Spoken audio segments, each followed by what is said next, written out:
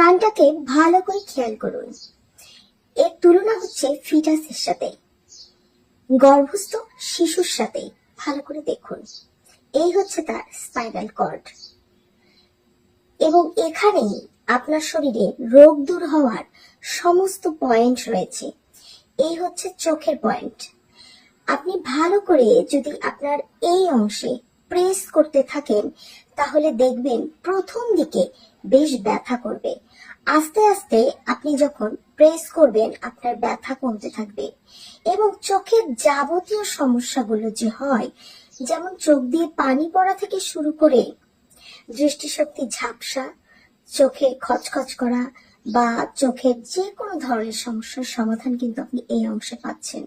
Press করার নিয়ম বা আকুপ্রেশারের নিয়ম কিন্তু আপনাদের আগে আমি বলেছি। ছবির সঙ্গে ভালো করে মিলিয়ে দেখবেন, প্রয়োজনে স্ক্রিনশট রাখবেন, এবং তারপর দেখবেন যে কানের কোন পয়েন্টে কি কি রোগ ভালো হওয়ার উপায় রয়েছে।